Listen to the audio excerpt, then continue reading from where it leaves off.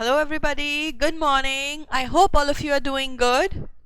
So, we are back with the revision. I was not well a bit, so couldn't come with the revision yesterday. So, हम कितनी units revise कर चुके हैं? हम Indian contract act की unit 1 nature of contract, जिसमें 2 parts थे, essentials और types of contract. Unit 2 offer की 5 बातें, एक्सेप्टेंस की बातें. Unit 3 essentials meaning no consideration, no contract and doctrine of privity. Unit 4 में minor unsound mind disqualified by law. Unit 5 में free consent में coercion, undue influence, fraud, misrepresentation and mistake. ये हमारी 5 बातें हमारे सामने आ गई थी. अब हमें यूनिट 6 करनी है. यूनिट 6 क्या है हमारी? कि जो भी लॉफुल ऑब्जेक्ट हो, जो भी ऑब्जेक्ट इधर से उधर जा रहा है, जो भी कंसिडरेशन इधर से इधर आ रही है, वो क्या होनी चाहिए? वो लॉफुल होनी चाहिए. वो क्या होनी चाहिए? वो लॉफुल होनी चाहिए. ठीक है, समझ में आई बात? इस यूनिट में हमारे पास हमने फ्री कंसेंट की ये समरी देख ली थी, राइट? Just a moment. अच्छा, मेरे पास ना बहुत सारे बच्चों के मैसेजेस आ रहे हैं कि मैम 3 आवर्स में पेपर कैसे करें लॉ का, एक बार वो डिस्कस कर लीजिए. और मैंने ऑल्दो अपनी स्टार्टिंग की क्लासेस में तुम्हें केस स्टडी लिखनी सिखाई है, बट फिर भी केस स्टडी कैसे लिखनी है और डायरेक्ट क्वेश्चन कैसे लिखना है, इसकी एक वीडियो, 2 अलग वीडियोस मैं तुम्हें कल या परसों में अपलोड करके दे दूंगी कि अपना पेपर कैसे कंप्लीट करो, टाइम में क्या स्ट्रैटेजी अपनाओ और केस स्टडी और डायरेक्ट क्वेश्चन कैसे लिखना है. ठीक है, आज हम अभी लॉफुल ऑब्जेक्ट एंड कंसिडरेशन को रिवाइज कर लेते हैं. ये अपकमिंग डेज में मैं तुम्हें वीडियो दोनों की दोनों दे दूंगी. ठीक है, अब हमारे पास क्या आता है? Lawful object and consideration. इसमें क्या कहा जाता है कि जो भी ऑब्जेक्ट इधर से उधर जा रहा है और जो भी कंसिडरेशन उधर से इधर आ रही है, वो कैसी होनी चाहिए? वो लॉफुल होनी चाहिए, अनलॉफुल नहीं होनी चाहिए, यानी लॉ के तहत सही होनी चाहिए. अब क्या कहते हैं? अनलॉफुल ऑब्जेक्ट एंड कंसिडरेशन कौन से होते हैं? अनलॉफुल लॉ एंड कंसिडरेशन कौन से होते हैं? Which are forbidden by law. जिस काम को करने से इंडियन पिनल कोड यानी लॉ ने मना कर रखा है, जिस काम को करने से इंडियन पिनल कोड या लॉ ने मना कर रखा है, किसी का मर्डर करना, स्मगलिंग करना, ड्रग्स बेचना, AK-47 बेचना, जिसको ऑलरेडी लॉ ने मना कर रखा है, अगर वो काम तुम करोगे तो वो काम अनलॉफुल माना जाएगा. करना तो करना, लेकिन कोर्ट के पास मत जाना. कोर्ट क्या कहता है? मेरे हिसाब से अगर तुम वो काम कर रहे हो जो फॉरबिडन बाय लॉ है, तो वो कैसा मान लिया जाएगा? वो अनलॉफुल मान लिया जाएगा, वो वॉइड माना जाएगा. फॉरबिडन बाय लॉ कोई काम करोगे तो वो अनलॉफुल है, वो वॉइड माना जाएगा. ठीक है. Defeating the provisions of law. Defeating the provisions of law. Directly किसी चीज को लॉ ने मना नहीं कर रखा, लेकिन तुम इनडायरेक्टली ऐसा काम करोगे जिससे क्या होगा? लॉ का कोई प्रोविजन डिफीट हो जाएगा, वो काम करना भी अनलॉफुल माना जाएगा और void, ceases to be enforceable माना जाएगा. फ्रॉडुलेंट एक्टिविटी मिलके आपस में करना, किसी को फ्रॉड नहीं करना है, हमें आपस में मिलके फ्रॉडुलेंट एक्टिविटी करना. एक काम करते हैं, इन सबको ही हम डिटेल में यहां से लेके चलते हैं, जिससे साथ साथ एग्जाम्पल भी होता जाएगा और तुम्हारा वो पॉइंट भी कवर होता जाएगा. व्हेन फॉरबिडन बाय लॉ, जब contract which are punishable under law as well as prohibited, वो काम करोगे जिसका लॉ ने क्या रखा है, पनिशमेंट मिलेगा या जो प्रोहिबिटेड है, तो उस केस में वो कॉन्ट्रैक्ट वॉइड रहेंगे.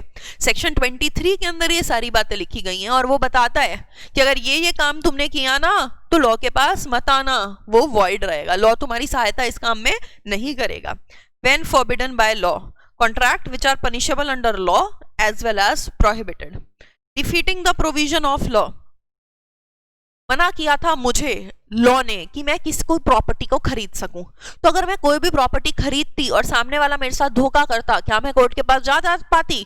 नहीं. कोर्ट ने तो क्या कहा था कि आपको ये काम करना ही नहीं, अगर आपने वो काम करा है तो हम आपका सहायता नहीं करेंगे. मैंने क्या किया? मैंने अपनी सिस्टर से कहा. मैंने क्या किया? मैंने अपनी सिस्टर से कहा. मैंने अपनी सिस्टर से क्या कहा?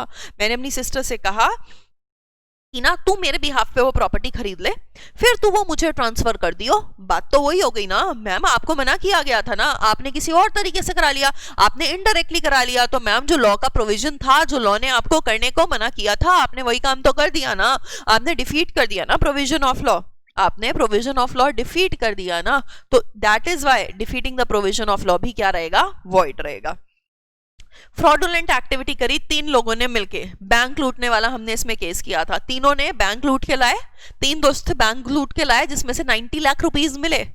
एक ने सारा रख लिया, बाकियों को नहीं दिया। क्या बाकी कोर्ट के पास जा सकते हैं कि देखो देखो हम तीनों मिलके कोर्ट से, हम तीनों मिलकर बैंक चोरी कर कर लाए थे, हम तीनों मिलकर बैंक चोरी कर कर लाए थे, उसने मेरे को मेरा हिस्सा नहीं दिया? कैसा हो सकता है? ऐसा नहीं हो सकता ना। तो that is forbidden bye, that is not forbidden by law, that is the fraudulent activity जो उन लोगों ने की, जिसको लॉ सपोर्ट नहीं करता। तो वो कॉन्ट्रैक्ट क्या हो जाएगा, वॉइड हो जाएगा। क्या कोर्ट सहायता करेगा? कोर्ट सहायता नहीं करेगा।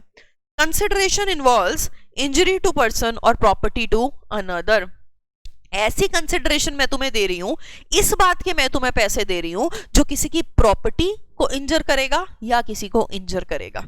Consideration which involves injury to person और प्रॉपर्टी ऑफ अनदर। जो पैसा मैं तुम्हें दे रही हूं, मैं तुमसे कह रही हूं कि तुम उसको सर पे 4-5 डंडे मार के आओ, इंजरी करो उसको, और मैं तुम्हें 10 लाख रुपए देती हूं, ठीक है? तुम उसको, मैंने तुम्हें 10 लाख रुपए दे दिए, तुमने उसको इंजरी नहीं करी, क्या मैं कोर्ट जा सकती हूँ? नहीं, मेरी कंसिडरेशन ही ऐसी थी जो दूसरे पर्सन को इंजरी पहुंचा रही थी, तो कोर्ट ऐसे कॉन्ट्रैक्ट को वॉइड मानता है। मैंने क्या कहा इसमें, हमने एक और एग्जांपल लिया था, मैंने तुम्हें कॉन्ट्रैक्ट दिया कि मैं तुम्हें 10 लाख रुपए दूंगी ना, सर के सारे अकाउंट्स के नोट्स चोरी करके लाओ ना, मैं तुम्हें देती हूँ ना 10 लाख रुपए। मैंने तुम्हें 10 लाख रुपए दिए, लेकिन तुम सर के सगे थे, तुम नहीं गए चोरी करके नहीं लाए, ठीक है? उनकी प्रॉपर्टी को तुमने हार्म नहीं किया, उनकी प्रॉपर्टी है ना उनके नोट्स, उसको तुमने हार्म नहीं किया, तो क्या मैं कोर्ट के पास जा सकती हूँ? कोर्ट, मैंने 10 लाख रुपए दिए थे, किस लिए? कि सर की अकाउंट्स के नोट्स चोरी कर ले, लेकिन ये तो चोरी ही नहीं करके लाया, मैंने 10 लाख दिए थे। मैंने कंसिडरेशन दी थी किसी की प्रॉपर्टी को इंजर करने के लिए, लेकिन इसने तो प्रॉपर्टी इंजर ही नहीं करी, ऐसा तो नहीं होगा ना। तो वो कॉन्ट्रैक्ट जो मैंने तुमने किया वो भी क्या माना जाएगा, वॉइड माना जाएगा। क्यों वॉइड माना जाएगा? क्योंकि मैम जो कंसिडरेशन आप दे रहे हो ना, वो क्या है, प्रॉपर्टी को हार्म कर रही है, किसी की प्रॉपर्टी को इंजरी पहुंचा रही है। क्लियर हुई बात? कंसिडरेशन इमोरल है। हमने यहाँ पे क्या किया था कि अगर मैंने रेंट पे प्रोस्टिट्यूशन सेंटर को दे रखा है, मैं उनको रेंट लेता हूं, वो मुझे रेंट ना दें, तो क्या मैं कोर्ट के पास जा सकता हूं? कि देखो मैंने प्रोस्टिट्यूशन सेंटर को रेंट पे दे रखा है ऑलरेडी, मैं जो कंसिडरेशन ले रहा हूं वो मॉरल्स के अगेंस्ट है, आप मेरी हेल्प करो। कोर्ट कहेगा नो, मैं हेल्प नहीं करूंगा, कंसिडरेशन इमोरल है, तो वॉइड हो जाएगा। अग्रीमेंट्स ऑपोजिट पब्लिक पॉलिसी, ये हमने बहुत ध्यान से किए थे, पहले 5 को दोबारा रिवाइज करते हैं। कौन से? Forbidden by law.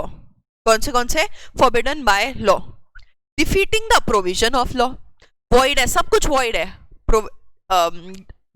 Forbidden by law, defeating the provision of law, forbidden by law, defeating the provision of law. Consideration fraudulent activity की या किसी को हार्म पहुंचाया, फ्रॉडुलेंट एक्टिविटी की या किसी को हार्म पहुंचाया, या फिर इमोरल हो गई कंसिडरेशन। ये 5 पॉइंट्स में अगर ऐसा कोई भी कॉन्ट्रैक्ट किया जा रहा है तो सेक्शन 23 कहता है या तो ऑब्जेक्ट लॉ अनलॉफुल है या कंसिडरेशन अनलॉफुल है, तो वो वॉइड रहेगा। ऐसा कोई भी काम करोगे जो पब्लिक पॉलिसी, पब्लिक जनता के अगेंस्ट है, जैसे एलियन एनिमी के साथ कॉन्ट्रैक्ट कर लिया, हमने क्या बात की थी क्लासेस में, कॉन्ट्रैक्ट कर लिया तो कर लिया, मेरे पास मत आना, मैं कोर्ट थी ना, कॉन्ट्रैक्ट कर लिया तो कर लिया एलियन एनिमी के साथ, मेरे पास मत आना, मेरे हिसाब से कॉन्ट्रैक्ट वॉइड है। पुलिस को पैसा खिला दिया, क्या था हमारे पास, स्टिफलिंग प्रोसिक्यूशन, अरे मैंने पुलिस को पैसा खिलाया लेकिन फिर भी पुलिस ने मेरे खिलाफ काम किया, कोर्ट मेरी हेल्प करो ना, मैंने पुलिस को पैसा खिलाया था, पुलिस ने फिर भी मेरी सहायता नहीं करी, मैंने पुलिस के साथ कॉन्ट्रैक्ट किया था, कोर्ट क्या कहेगा, अरे वाह किस बात के लिए आए हो, कोर्ट पहले तुम्हें पकड़ लेगा।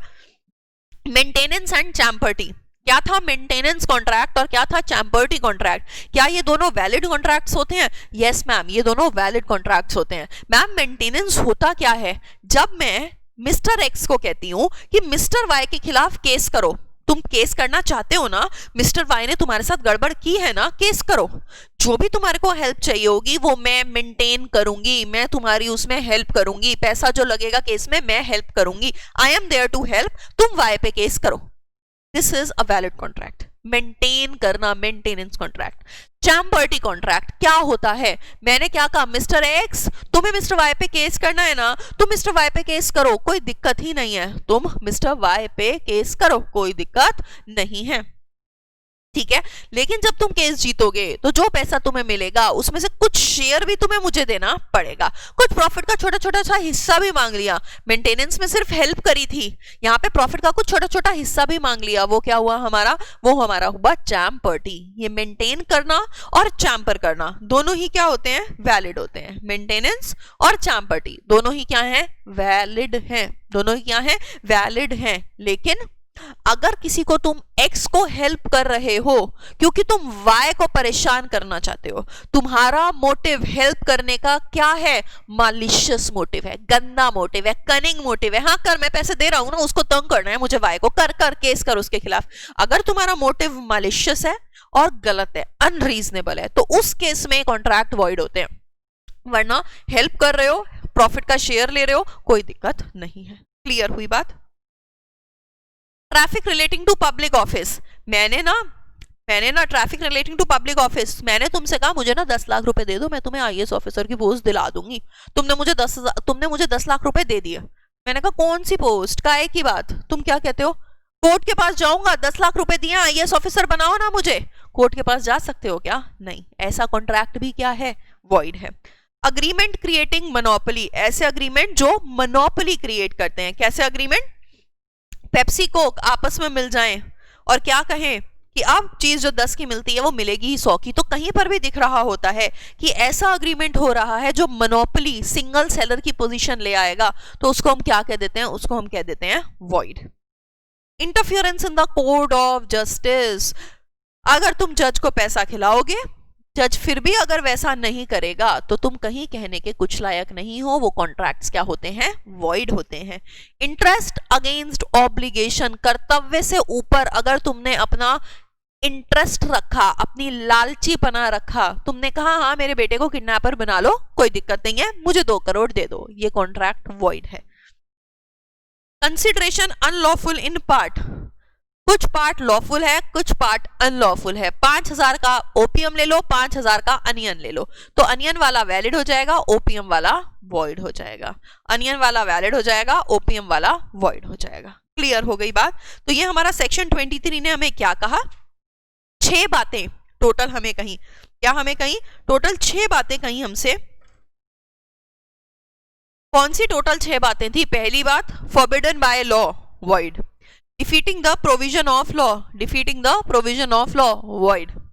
Consideration immoral है, consideration इंजरी पहुंचा रही है, और अगर fraudulent एक्टिविटी की है, ये पांचों चीजें क्या रहेंगी, ये पांचों चीजें क्या रहेंगी, ये पांचों ही चीजें हमारी void रहेंगी। अग्रीमेंट अगेंस्ट पब्लिक पॉलिसी, ऐसा नहीं आएगा कि पब्लिक पॉलिसी के अगेंस्ट सारे बताओ, लेकिन अलग अलग क्वेश्चन पूछे जा सकते हैं। अगर पुलिस को पैसा खिलाओगे, वॉइड, जज को पैसा खिलाओगे, वॉइड, पब्लिक ऑफिस में जाने के लिए पैसा खिलाओगे, वॉइड, एलियन एनिमी से कॉन्ट्रैक्ट करोगे, वॉइड, टेम्पर्टी मेंटेनेंस अगर मालिशियस है और अनरीजनेबल है तो हमारे वॉइड, इंटरेस्ट को ऊपर रखोगे ऑब्लिगेशन से तो वॉइड। ये चीज हमारी आती है किसमें, अनलॉफुल में। नेक्स्ट जो हमने किया था, बहुत ही प्यारा सा कंसेप्ट था और इससे बहुत ज्यादा क्वेश्चन आते हैं, बहुत ही प्यारा, यहां लिखा हुआ है केस स्टडी, जिसने अच्छे से किया हुआ है, ठीक है, जिसको थोड़ा बहुत भी प्रॉब्लम है दोबारा सुनो। रिस्ट्रेन का क्या मतलब होता है, किसी को भी कोई काम करने से रोक लगाना। तो हमारा लॉ क्या कहता है, ध्यान से सुनना, बिल्कुल सुनने वाला पॉइंट है। क्या कहता है हमारा लॉ, आप किसी को भी कुछ भी काम करने से रोक नहीं लगा सकते। किसी भी काम करने से रोक लगाते हो, रोक कब लगा पाओगे, जब आप उसे पैसे दोगे। किसी को भी कोई भी काम करने से रोक लगाते हो पैसे देके, तो वो वॉइड माना जाएगा। मैम जैसे कि किसी को व्यापार करने से रोकते हो कि भाई मैं यहाँ काम करता हूँ, तू मत खोल, मुझसे 5 लाख रुपए लेता रही हो, मैम ये तो रिस्ट्रेन लगा दिया, ये तो रोक लगा दी उसको काम करने से, 2 लाख रुपए देके उसका व्यापार ठप करा दिया, बढ़ने ही नहीं दिया, इकोनॉमी को डेवलप ही नहीं होने दिया। रिस्ट्रेन लगाना ट्रेड करने में वॉइड है, रिस्ट्रेन लगाना ट्रेड करने में वॉइड है। क्लियर हुई ये बात? रिस्ट्रेन ऑफ मैरिज, किसी को किसी से शादी करने से रोक रही हूं, अपने बेटे को कहा मैं तुझे 10 लाख रुपए दूंगी, उससे शादी नहीं करनी, रिस्ट्रेन कर दिया शादी करने से, वो कॉन्ट्रैक्ट भी वॉइड रहेगा। इस कॉन्ट्रैक्ट का जो मेरे और मेरे बेटे के बीच हुआ, उन्हें शादी कर भी ली, लेट्स से फॉर एग्जांपल मैंने कहा कि मैं तेरे को 1 करोड़ रुपए दूंगी, उस लड़की से शादी नहीं करनी है, उसने कहा ओके मम्मा 1 CR दे दो ना, मैं उससे शादी नहीं करूंगा, कॉन्ट्रैक्ट हो गया आपका मेरा, फिर भी जाके उसने उसी से शादी कर ली, ठीक है। तो अब क्या होगा अगर अंश ने जाके उसी से शादी कर ली, तो मैं कहां जाऊंगी, कोर्ट, 1 करोड़ लिए थे अंश ने, फिर भी उससे शादी कर ली, कोर्ट कहेगा आप क्या उसको शादी करने से रोक लगा रहे थे, आप क्या उसको शादी करने से किसी से रोक लगा रहे थे, तो वो कॉन्ट्रैक्ट वॉइड है, आपके पास कोई भी एलिगेशन नहीं है कि आप उसके अगेंस्ट कर सको। कोई मेरे खिलाफ केस करना चाह रहा है, मैंने उसको 10 लाख रुपए दिए, चुप करा दिया, उसने फिर भी केस कर दिया, क्या मेरी कोई सुनवाई होगी कोर्ट में? नहीं होगी। तो जनरल पॉइंट क्या कहता है कि अगर आप किसी को व्यापार करने से रोकोगे, वॉइड, अगर आप किसी को शादी करने से रोकोगे, वॉइड, अगर आप किसी को केस करने से रोकोगे, वॉइड, वो सारी चीजें क्या रहेंगी, हमारी वॉइड रहेंगी। इसके कुछ एक्सेप्शंस हैं और ये बहुत आता है पेपर में, स्पेशली हमारा ट्रेड वाला हमारा बहुत आता है। हमने क्या कहा, व्यापार करने से मत रोको, गलत हो जाएगा, वॉइड हो जाएगा, कोर्ट कोई सहायता नहीं करेगा। लेकिन मैम एक्सेप्शन, मतलब एक्सेप्शन का हम हमेशा मतलब करते हैं, एक्सेप्शन का क्या मतलब होता है बच्चा, एक्सेप्शन का मतलब होता है कि मैं ट्रेड करने से सामने वाले को रोक रही होंगी, फिर भी वो कॉन्ट्रैक्ट वैलिड होगा। मैम ऐसा कैसे? पहला, सेल ऑफ गुडविल, तुमने मेरे से क्या खरीदा, चेतन मलिक क्लासेस की जो गुडविल थी वो पैसे देके खरीद ली, तो तुम मुझे कह सकते हो मैम देखो अब हमने गुडविल खरीद ली है, अब आप क्या नहीं करोगे, अब आप इस एरिया में, लेट्स से दिल्ली के कुछ पर्टिकुलर एरिया में कुछ साल तक काम नहीं करोगे, सो दैट मैं आपकी गुडविल का फायदा उठा सकूं। क्या तुमने मेरे ऊपर रिस्ट्रेन लगाया? हाँ रिस्ट्रेन लगाया। क्या ये कॉन्ट्रैक्ट वैलिड है? हाँ ये कॉन्ट्रैक्ट वैलिड है। 1 साल बाद अगर मैं कहीं और यहीं दिल्ली में क्लासेस खोलती हूँ, क्या तुम मुझ पे केस कर पाओगे? हाँ कर पाओगे। मैं कहती हूँ तुम तो मुझे व्यापार करने से रोक ही नहीं सकते, वॉइड होता है। क्या वो वॉइड होता है? No ma'am, sale of goodwill के केस में हम आपके ऊपर रीजनेबल रिस्ट्रिक्शन लगा सकते हैं, बहुत केस स्टडीज आती हैं, रीजनेबल रिस्ट्रिक्शन लगा सकते हैं कि आप मैम इस एरिया में इस पर्टिकुलर टाइम तक काम नहीं करोगे, इस एरिया में इस पर्टिकुलर टाइम तक आप काम नहीं करोगे। लेकिन क्या तुम मुझसे कह सकते हो अब तो गुडविल बेच दी, अब लाइफ भर कोई काम नहीं करना कहीं भी इंडिया में? ये नहीं कह सकते तुम मुझसे। मुझ पे क्या लगा पाओगे? रीजनेबल रिस्ट्रिक्शन लगा पाओगे। पार्टनर्स ने आपस में अग्रीमेंट किया कि जब तुम मेरे साथ काम कर रहे हो कहीं और काम नहीं करोगे, तो काम करने से रोका ना, क्या वो वैलिड है? हाँ वो वैलिड है। जब आपस में लोग ट्रेड को कंबाइन कर लेते हैं और कहते हैं हम कहीं और काम अब तुम्हें नहीं करना, तो क्या वो वैलिड होता है? हाँ। कभी कभी सर्विस एग्रीमेंट भी होता है, कभी कभी सर्विस एग्रीमेंट भी होता है कि जब तुम मेरे यहां से काम छोड़ोगे तो 1 साल तक तुम इस एरिया की किसी कंपनी में काम नहीं करोगे। क्या वो वैलिड होता है? हाँ वो वैलिड होता है। यानी इन 4 चीजों में व्यापार करने से रोका जा रहा है, फिर भी वो वैलिड माना जा रहा है। जनरल रूल क्या कहता है कि ट्रेड करने से रोकोगे तो वॉइड माना जाएगा, लेकिन इन 4 केसेस में ट्रेड करने से रोक रहे हैं, फिर भी क्या है? वैलिड है। रिस्ट्रेन, मैरिज, माइनर को रोक सकती हूं क्या? अंशीय हरकत कब करता है? अंशीय हरकत 21 साल का होने के बाद करता है, तो मैं उस पे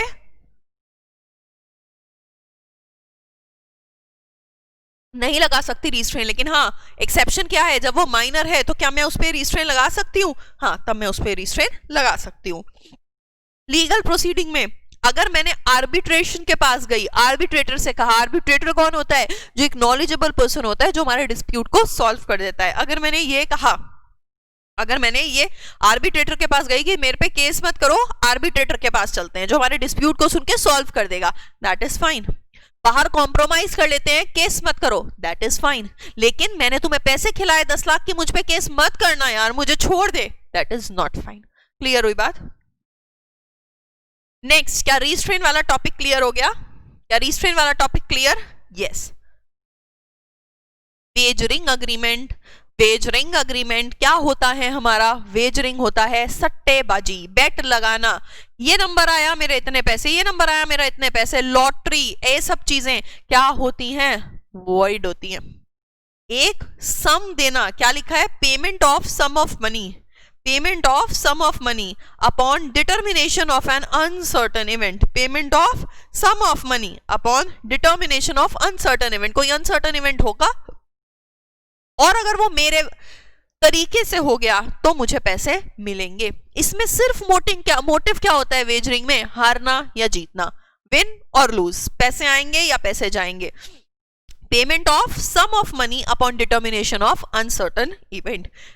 अब बताओ क्या क्या वेजर होते हैं, क्या क्या वेजर नहीं होते। ये हमने किया था, क्या क्या वेजर होते हैं, क्या क्या वेजर नहीं होते। लॉटरी प्योर लक है wagering. Crossword puzzle and competition अगर 1000 रुपए तक का दे रहे हो तो वैलिड, उससे ऊपर वॉइड। स्पेक्यूलेटिव ट्रांजैक्शन, जब हम शेयर मार्केट में स्पेक्यूलेट करते हैं, हमें डिटेल में नहीं जाना, तो वो वॉइड। हॉर्स रेस 500 से नीचे वॉइड, हॉर्स रेस 500 से नीचे वॉइड। क्या क्या वेजर नहीं होता, यानी ओके होता है, कमेटी डालना ओके होता है, शेयर मार्केट में नॉर्मल काम करना ओके होता है, अगर अपनी स्किल और एथलेटिक कंपटीशन में कुछ भी जीत रहे हो तो वो वैलिड होता है। कॉन्ट्रैक्ट ऑफ इंश्योरेंस की अगर तुम्हारे को ये लॉस हुआ, अगर तुम्हारा ये पर्टिकुलर चीज जली तो वो वैलिड होता है, वो कॉन्ट्रैक्ट वैलिड होगा। अभी हम इंश्योरेंस को कंटिंजेंट कह रहे हैं ना, नेक्स्ट हमारा टॉपिक ही क्या है, नेक्स्ट जो हमारा रिवीजन होगा उसमें हम कंटिंजेंट एंड क्वाज़ी कॉन्ट्रैक्ट ही करेंगे, ठीक है। तो कॉन्ट्रैक्ट ऑफ इंश्योरेंस वैलिड होता है। तो तुमसे क्वेश्चन आता है कि what do you mean by wagering contract, wagering agreements, और कौन सी एग्जांपल्स दो वेजरिंग होती हैं और कौन सी वेजरिंग नहीं होती। तो वेजरिंग क्या, लॉटरी वेजरिंग, क्रॉसवर्ड 1000 से ऊपर wagering, speculation wagering, horse race 500 से नीचे वेजरिंग। क्या क्या वेजरिंग नहीं है, चिटफट नहीं है, कमर्शियल ट्रांजैक्शन नहीं है, स्किल एंड एथलेटिक नहीं है, कॉन्ट्रैक्ट ऑफ इंश्योरेंस नहीं है, वो क्या नहीं है, वेजरिंग नहीं माना जाएगा। What is a wagering agreement, pay करना है कुछ sum of money on determination of a particular incident, on determination of a particular event. वो इवेंट सर्टन है क्या, वो इवेंट अनसर्टन है, अगर वो नंबर आ गया तो वैसा होगा वरना वैसा नहीं होगा। तो ये हमारे 3 मेजर टॉपिक्स हमारे पास, अपने जो 3 मेजर टॉपिक्स हैं ये आए कौन से, जरा देखें। यूनिट 6 में जरा ध्यान दो, forbidden by law, defeating the provision of law, fraudulent activity, injury, court regards it immoral. 2 अलग 3 अलग, और छठा क्या आ गया हमारे पास, अगेंस्ट पब्लिक पॉलिसी। ध्यान से देखना, पुलिस को पैसा खिलाना, जज को पैसा खिलाना, पोस्ट के लिए पैसा खिलाना, पुलिस को पैसा खिलाना, जज को पैसा खिलाना, पब्लिक ऑफिस के लिए पैसा खिलाना, एलियन एनिमी के साथ काम करना, मेंटेनेंस एंड चैम्पर्टी करना, मैरिज ब्रोकरेज कॉन्ट्रैक्ट, दलाली करना, मोनोपोली क्रिएट करना, इंटरेस्ट अगेंस्ट ऑब्लिगेशन करना, कंसिडरेशन अनलॉफुल इन पार्ट करना, ये सब अगेंस्ट पब्लिक पॉलिसी हैं और सब क्या रहेंगे, ये सब वॉइड रहेंगे। सब क्या रहेंगे, सब वॉइड रहेंगे। फिर हमारे पास रिस्ट्रेन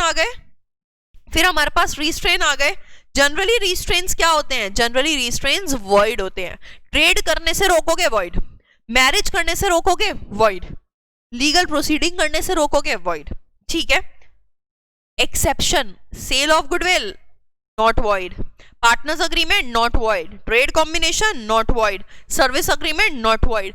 मैरिज करने से किसको रोक सकते हो और वैलिड होगा, माइनर को। लीगल प्रोसीडिंग करने से रोक सकते हो और वैलिड होगा किसको, आर्बिट्रेटर को, या कॉम्प्रोमाइज के केस में। वेजरिंग में डेफिनेशन आ गई, क्या वेजरिंग होते हैं और क्या वेजरिंग नहीं होते। तो हम जो अपना सिंगल पेज समरी बना रहे थे ना, याद है, उसमें मैंने बस पलटा लिखा यूनिट 6, उसे 3 पार्ट्स में डिवाइड कर दिया।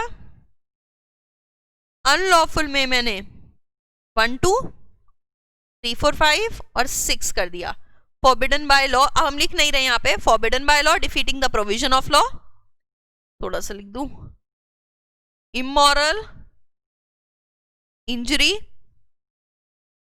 फ्रॉडुलेंट, पब्लिक पॉलिसी के अगेंस्ट। इसमें हमारे पास यहाँ पर कितने आए थे टोटल, पब्लिक पॉलिसी के अगेंस्ट में 9।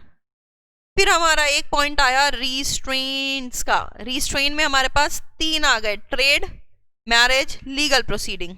एक्सेप्शन में हमारे पास 4 आ गए, कौन से 4 थे हमारे पास यहाँ पर, sale of goodwill, partners agreement, service agreement और ट्रेड कॉम्बिनेशन। मैरिज में 1 आ गया माइनर, लीगल प्रोसीडिंग में 2 आ गए, आर्बिट्रेटर और कॉम्प्रोमाइज। फिर हमारे पास आ गया वेजरिंग में, डेफिनेशन आ गई हमारे पास, क्या वेजर होता है 4, क्या वेजर नहीं होते 4।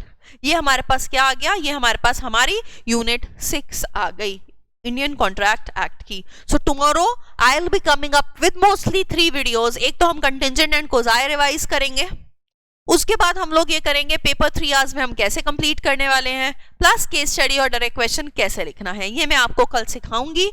टिल देन अपना अच्छे से इसको प्रिपेयर करो, जो इसकी केस स्टडीज हैं पीछे से बुक से देखकर करो। कोई डाउट आए तो मुझे पूछो। इन केस कभी तुम्हें लगता है एक दिन हो गया मेरा डाउट सॉल्व नहीं हुआ, तो मुझे दोबारा पिंग कर दो, क्योंकि कभी कभी ऐसा होता है कि मैं देख लेती हूँ एंड एकदम से किसी और काम में लग गई तो वो रह जाता है। इन केस तुम्हें लगता है मैम कल से मैंने मैसेज किया हुआ है, मैम ने रिप्लाई नहीं किया, तो तुम मुझे एक बार एक पिंग कर दो कि मैम मेरा डाउट अभी रिजॉल्व नहीं हुआ है। क्लियर हुआ? तो अपने लॉ ब्लड सेल्स को वेन में घुमाते रहो और कल होपफुली 1 या 2 यूनिट हम लोग रिवाइज करेंगे। Till then take care, bye bye and share this video as much as possible.